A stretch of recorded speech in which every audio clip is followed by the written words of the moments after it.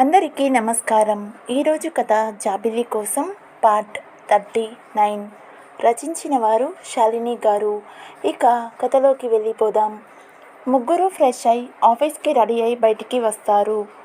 కిషోర్, అను, నిత్య ఫాదర్ నన్ను ఒకసారి ఇంటికి రమ్మన్నారు. సో నేను వెళ్ళి అంకుల్ని కలిసి ఆఫీస్కి వస్తాను, మీరు వెళ్ళండి. అను, సరే అయితే వచ్చేటప్పుడు నిత్యాన్ని కూడా తీసుకువచ్చాయి. కిషోర్, సరే bye, see you in the office. Karthik, Anu వెళ్దామా? అను, వెళ్దాం కార్తీక్, ఓ లంచ్ బాక్స్ మర్చిపోయాను. కార్తీక్, బాక్స్ ఎందుకు, రెస్టారెంట్లో తిందుము కదా. అను, ఏ నా చేతి వంట బాలేదా? కార్తీక్, బాలేదని కాదు. అను కార్తీక్ కళ్ళలోకి చూస్తూ సూటిగా అడుగుతున్నాను. నిన్న నువ్వు తిన్న నా చేతి వంట నచ్చిందా లేదా? కార్తీక్, నచ్చిందా లేదా చెప్పడం కష్టం. అను, అదేంటి? కార్తీక్, అదేంటంటే అంటూ అను బుగ్గ మీద గట్టిగా ముద్దు పెట్టుకుంటాడు. అను షాక్ అవుతుంది. నీ చేతి వంట ఇంత బాగుంది చెప్పడం కాదు, ఎంత నచ్చిందో చూపించాను కదా, ఇప్పుడు ఓకేనా అంటూ అనుకి కన్ను కొడతాడు కార్తీక్. నిన్ను అంటూ కార్తీక్ని కొడుతుంది అను. అను, సీరియస్గా చెప్తున్నాను కార్తీక్, ఇంకోసారి ఇలా చేసావంటే చంపేస్తాను. ఇప్పటికే ఇలా 2-3 సార్లు చేశావు, అప్పుడే నిన్ను కొట్టాల్సింది. కార్తీక్, అలా చేస్తే నీకే నష్టం. అను, ఎందుకో? కార్తీక్, అంటే నీకు తెలిసి 2-3 సార్లు, తెలియకుండా చాలాసార్లు పెట్టుకున్నాను. అను, ఏంటి? కార్తీక్, అంటే నీకు ఫీవర్ వచ్చినప్పుడు ఒకసారి, కార్లో నా ఒడిలో పడుకున్నప్పుడు ఒకసారి, ఇలా ఆఖరికి నేను నైట్ కూడా ఒకసారి. నేను ఉదిటి మీద చాలాసార్లు పెట్టుకున్నాను. అన్నిటికీ నువ్వు నన్ను కొట్టాలి అంటే నీ చేతులు బాగా నొప్పి పుడతాయి కదా అంటూ అనుకి దూరంగా జరుగుతాడు. అనుకి కోపం ఒక రేంజ్లో వస్తుంది. తన ఫేస్ ఎర్రగా మారిపోతుంది. ఇంకా కార్తీక్ని కొట్టడానికి తన వెంట పడుతుంది. కార్తీక్ అనుకి దొరకకుండా పరుగు పెడతాడు. ఆ పరుగులో కాలు స్లిప్ అయి సోఫాలో పడతాడు. అను అదే కరెక్ట్ టైం అనుకుని కార్తీక్ వీపు మీద కూర్చొని కార్తీక్ని కొడుతూ ఉంటుంది. వదలవే రాక్షసి అంటూ అరుస్తాడు కార్తీక్. నాకు తెలియకుండా నన్ను అన్నిసార్లు కిస్ చేసి మళ్ళీ నాకే ఎన్నిసార్లు నిన్ను కిస్ చేశాను అని చెప్తావా అంటూ కార్తీక్ని పిచ్చి కొట్టుడు కొడుతుంది అను. ఇలా గొడవ పడుతుంటే బైక్ కీస్ మర్చిపోయి వెనుకకి వచ్చిన కిషోర్కి ఇదంతా చూసి మైండ్ బ్లాక్ అవుతుంది.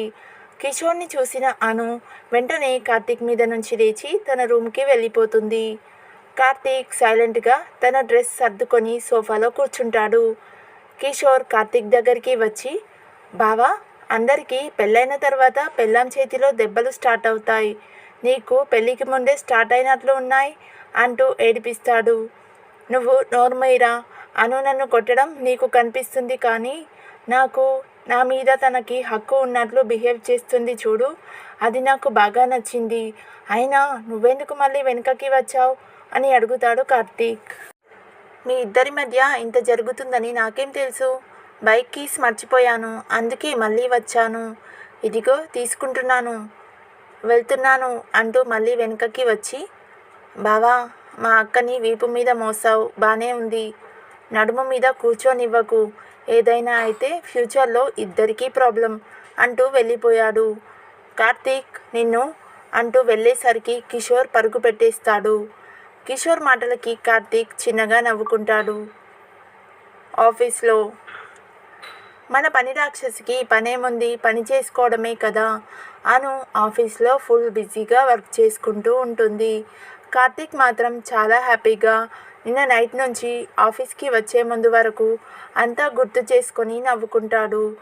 అప్పుడే అను తనని ప్రేమిస్తుంది అని మహారాజ్ చెప్పిన విషయం తన తల్లికి చెప్పాలి అని రూపా గారికి ఫోన్ చేసి మొత్తం చెప్తాడు కార్తీక్. రూపా గారు, కార్తీక్, అను నిన్ను ఇష్టపడితే నాకన్నా ఎక్కువ హ్యాపీగా ఫీల్ అయ్యేవారు ఎవరూ లేరు. కానీ నిన్ను ప్రేమిస్తున్నాను అనే మాట అను నోటి నుంచి ఇంకా రాలేదు. మహారాజ్ చెప్పింది నిజమే కావచ్చు, కానీ తన మనసులో ప్రేమను ఎందుకు ఇంకా నీకు చెప్పడం లేదో ఆలోచించు. ఆడపిల్ల తన ప్రేమని, తన మనసుని ఎప్పుడు బయటికి చెప్పలేదు.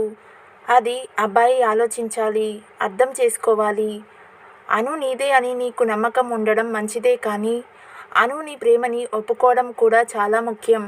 ముందు నువ్వు నీ ప్రేమని, నీ నిర్ణయాన్ని తన ముందు ఉంచు. తను వెంటనే అంగీకరించాలి అనుకోకు. ఎందుకంటే అలాంటి సిచ్యువేషన్లో ఏ ఆడపిల్ల అయినా ఆ అబ్బాయి మీద ఎంత ప్రేమ ఉన్నా తెలియని భయంలోనూ టెన్షన్లోనూ ఉంటుంది. అందుకే తన నిర్ణయం చెప్పే వరకు తనని తొందర పెట్టకు. ఇలాంటి విషయంలో అమ్మాయికి తన నిర్ణయం చెప్పడానికి ఇచ్చే టైం ఇద్దరి జీవితాలలో చాలా కీలకం అవుతుంది. అందుకని ముందు నీ ప్రేమ విషయం నా కోడలికి చెప్పి తన నిర్ణయం చెప్పే వరకు వెయిట్ చేయి. అర్థమైందా కార్తీక్? కార్తీక్: అర్థమైందమ్మా. కానీ నువ్వు నాకు అమ్మవా లేక అనుకా? ఎక్కువ తన వైపు నుంచి మాట్లాడతావు. రూపా గారు నవ్వి: నేను ఒక ఆడదానిలా ఆడపిల్ల మనసు తెలుసు కనుక మాట్లాడుతున్నాను. మీ ఇద్దరూ నాకు సమానమే, తెలిసిందా? కార్తీక్: తెలిసింది రూపా గారు.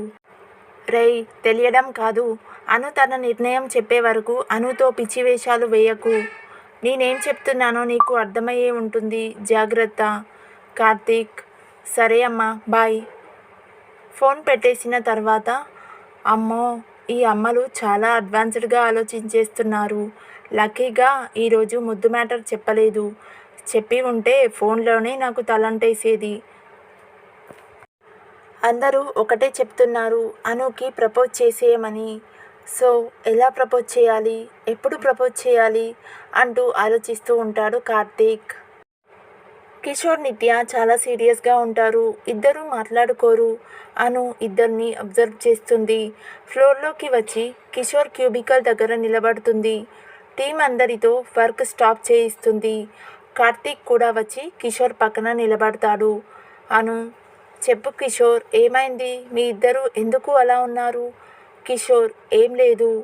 అను: నిత్య, నువ్వు చెప్పు, ఏమైంది? నిత్య: అది కిషోర్ మ్యారేజ్ పోస్ట్పోన్ చేద్దామంటున్నాడు. అందరూ షాక్ అవుతారు. అను: కిషోర్, ఏమైంది? ఎందుకు పోస్ట్పోన్ చేయాలి అనుకుంటున్నావు?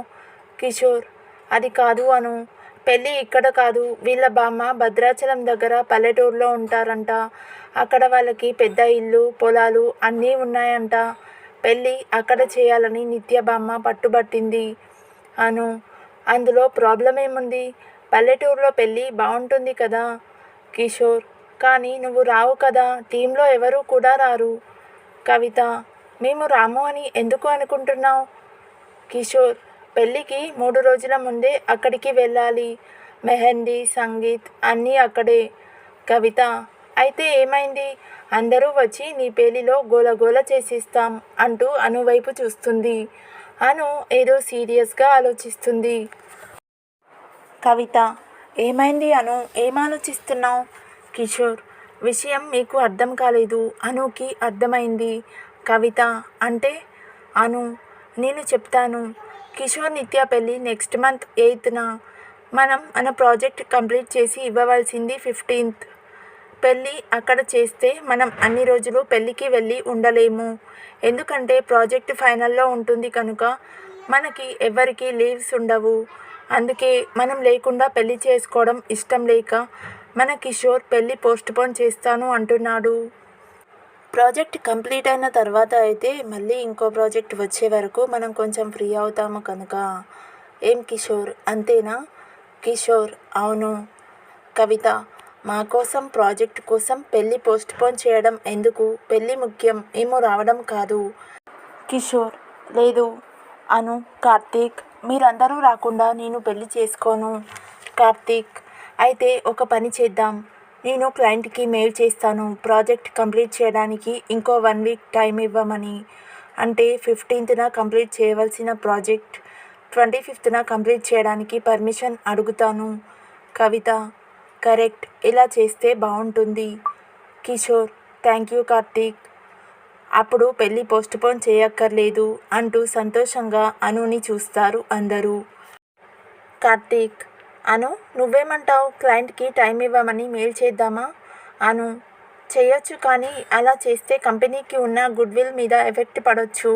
ఈ ప్రాజెక్ట్ మనకి ఏ సిచ్యువేషన్లో వచ్చిందో అందరికీ తెలుసు కదా. అందుకే. కిషోర్: అయితే పెళ్ళి పోస్ట్పోన్ చేయమని చెప్తాను. అను: పెళ్ళి ఆ టైంకి అక్కడే జరుగుతుంది. మేమందరం వస్తున్నాము కార్తీక్. అను అదెలా సాధ్యం? అను సాధ్యమే. క్లయింట్ని మనం టైం అడగడం కాదు, క్లయింట్కి మనమే టైం ఇస్తే. కార్తీక్ అంటే అను ప్రాజెక్ట్ని కిషోర్ పెళ్ళికి ముందే కంప్లీట్ చేసి ఇస్తే అందరూ షాక్ అవుతారు. కార్తీక్ అను నీకేమైనా పిచ్చి పట్టిందా? ఇంత తక్కువ టైంలో ఎలా? దానికి బదులు మనం క్లయింట్ నుంచి పర్మిషన్ తీసుకోవడం బెటర్. అను కంపెనీ గుడ్విల్ని కూడా పక్కన పెట్టి పర్మిషన్ తీసుకుంటాము, కానీ పెళ్ళిలో మనం ప్రాజెక్ట్ గురించి ఆలోచించకుండా ఉండగలమా? హ్యాపీగా ఎంజాయ్ చేయగలమా? కార్తీక్ అను ఇట్స్ ఇంపాసిబుల్.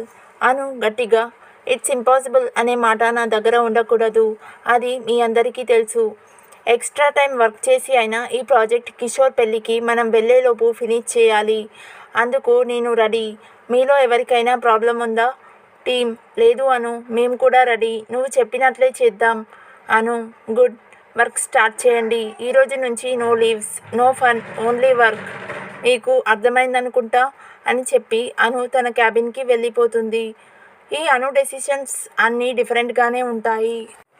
లంచ్ అయిన తర్వాత కార్తీక్ దగ్గరికి వస్తాడు కిషోర్. కార్తీక్ ఏదో ఆలోచిస్తూ ఉంటాడు. కిషోర్ ఏంటి కార్తీక్, అను ప్రాజెక్ట్ విషయంలో నీ మాట కాదు అందని డిస్టర్బ్ అయ్యావా? కార్తీక్ అంత లేదురా. అను అలాంటి డిసిషన్ తీసుకుంది అంటే రీజన్ ఉంటుంది, కానీ నేను అది ఆలోచించడం లేదు. అనుకి ఎలా ప్రపోజ్ చేయడం గురించి ఆలోచిస్తున్నాను. కిషోర్ అవునా, మరి ఏం డిసైడ్ అయ్యావు? ఎప్పుడు చెప్తున్నావు?